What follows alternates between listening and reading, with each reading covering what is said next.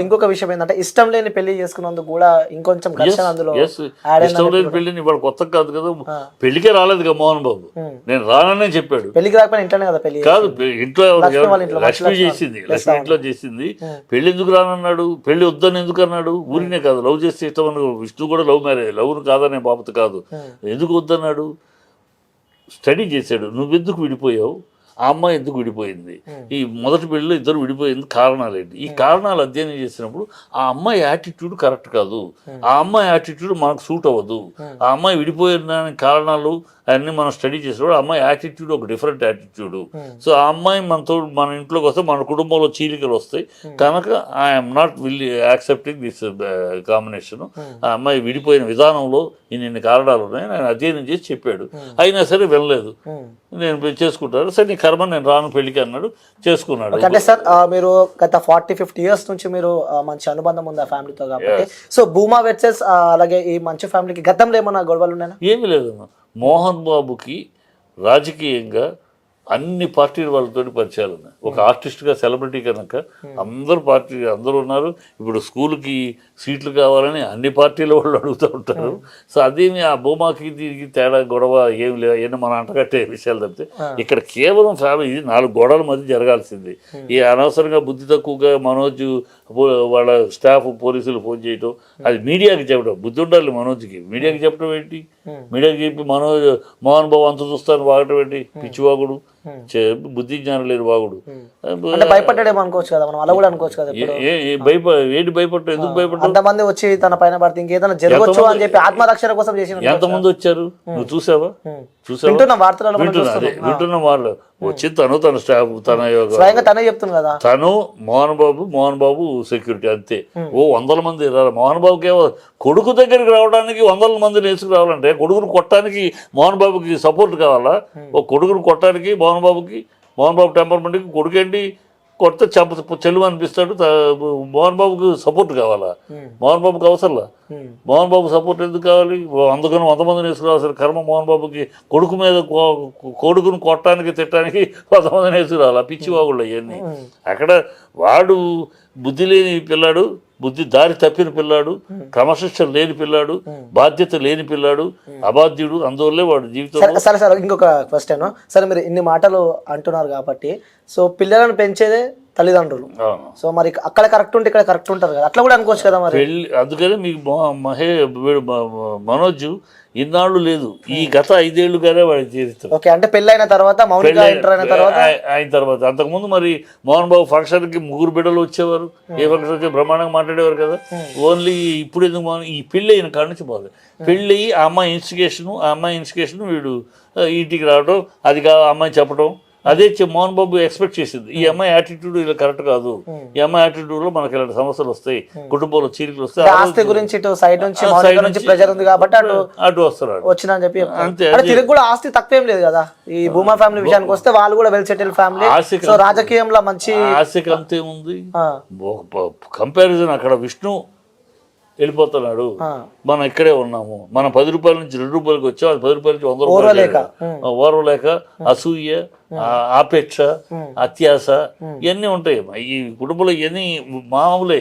ఆ సంపద ఉన్న ఇళ్లల్లో ప్రతి కుటుంబంలోనూ ఒక బిడ్డ ఉంటే వేరు, 2-3 బిడ్డలు ఉంటే ప్రతి కుటుంబంలోనూ. ఇలాగ ఇవాళ ఆంధ్రప్రదేశ్లో సెన్సస్ తీస్తే 190 కుటుంబాల్లో ఈ ఆస్తి విషయంగా అన్నదమ్ములు గొడవ కానీ, తల్లిదండ్రులు తండ్రి కొడుకుల గొడవ కానీ అనేక ఉంటాయి. ఈ ఆస్తులు ప్రతి ఇళ్లలో ఉండేది. కాకపోతే వాళ్ళు సెలబ్రిటీలు కాదు కనుక మనకు మీడియాకి అందదు.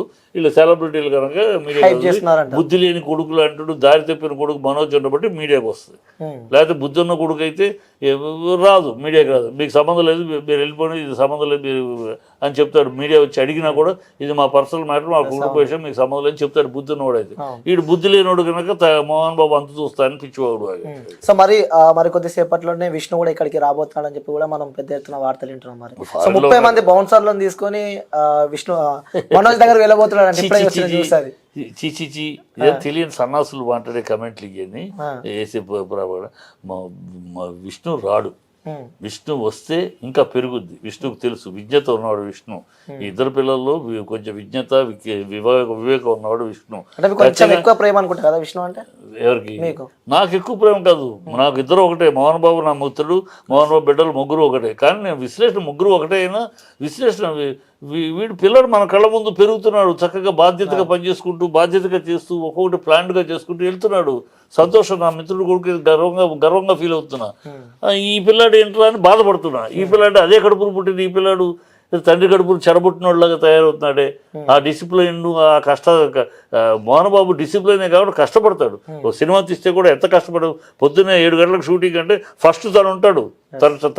తన షాట్ ఉన్నా లేకపోయినా యాజ్ అ ప్రొడ్యూసర్గా అయినా ఫస్ట్ 6:30 తను ఉంటాడు. అంత కష్టపడతాడు. ఆశాభాషకి ఏదో కాలక్షేపంగా చేయడు. అలాంటి వ్యక్తి కడుపున పుట్టి ఇలా బిహేవ్ చేస్తున్నాడేంటి, ఇలా తయారయ్యాడు బాధ. అక్కడ సంతోషం, ఇక్కడ బాధ. ఇద్దరు బిడ్డలు, మోహన్ బాబు బిడ్డలు అన్నాక నాకు ఇద్దరు ఒకటే. ఓకే. సో అంటే మీరు గత 40 years నుంచి కలిసి ఉన్నారు కాబట్టి, ఒక మంచి మిత్రులు కాబట్టి, ఎప్పుడైనా మీతో షేర్ చేసుకున్న సందర్భాలు ఉన్నాయా? ఎవరు? మోహన్ బాబు. మోహన్ బాబు నేను అడిగిన సందర్భాలు, మోహన్ బాబుగా వచ్చి నా కష్టాలు ఆ క్యారెక్టర్ కాదు కదమ్మా. ఎప్పుడైనా నిన్న కూడా ఈ మ్యాటర్ ఏంటన్నా, ఏంటి విషయం, ఏంటి అసలు అని నేను మాట్లాడాను.